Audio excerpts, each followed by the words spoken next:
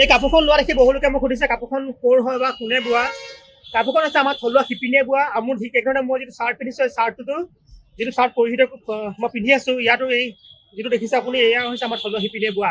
অৰ্থাৎ এয়া হৈছে হাড়গিলা আৰ্মীয়ে বোৱা। হাড়গিলা আৰ্মী আমি জানো যে খুব দদৰা পছৰীয়া ঠাইৰ একাংশ মহিলা যিসকল মহিলাক ৰাষ্ট্ৰসংঘৰ চেম্পিয়ন অফ দ্য আৰ্থ বঁটা লাভ কৰা গ্ৰীণ অস্কাৰ বঁটা লাভ কৰা পূৰ্ণিমা দেৱী বৰ্মন বাইদেৱে তেওঁ নেতৃত্ব দিছে আৰু তেওঁলোকে হাড়গিলা সংৰক্ষণৰ ক্ষেত্ৰত কাম কৰিছে। হাড়গিলা প্ৰায় নোহোৱা হৈছে আৰু হাড়গিলা সংৰক্ষণ কৰাৰ স্বাৰ্থত হাড়গিলাসমূহ ৰক্ষা কৰাৰ স্বাৰ্থত হাড়গিলাৰ ক্ষেত্ৰত মানুহক সজাগ কৰাৰ স্বাৰ্থত তেওঁলোকে কাম কৰিছে। তেওঁলোকে এই ধৰণে হাড়গিলাসমূহ তেওঁলোকে বৈছে, কাপোৰত তেওঁলোকে হাড়গিলাক ৰূপ দিছে আৰু মানুহক সজাগ কৰিবলৈ চেষ্টা কৰিছে। কাপোৰখন মোক দিছিলে পূৰ্ণিমা দেৱী বৰ্মন বাইদেৱে, তেওঁ দিছিলে মোক। তেওঁ মোক কৈছিল যে কাপোৰখন খুব মৰমৰ, কাৰণ তেওঁলোকৰ খুব মৰমৰ কাপোৰ, কাৰণ তেওঁলোকে এই কাপোৰখন খুব আন্তৰিকতাৰে বয়, কাৰণ তেওঁলোকে বিভিন্ন ধৰণে দীৰ্ঘদিন ধৰি হাড়গিলা সংৰক্ষণত লাগি আছে। তেওঁলোকে হাড়গিলা সংৰক্ষণ কৰিবলৈ মানুহক সজাগ কৰিছে আৰু এই যিখন বিশেষ বস্ত্ৰ মোক তেওঁলোকে উপহাৰ দিছিল, এই বস্ত্ৰখন মই খুব আতংককাৰীকৈ ৰাখিছিলোঁ আৰু আজি প্ৰায় 2 বছৰমানৰ পাছতে মই ব্যৱহাৰ কৰিছোঁ। ইয়াত দেখিছে হাড়গিলাৰ ছবি আছে।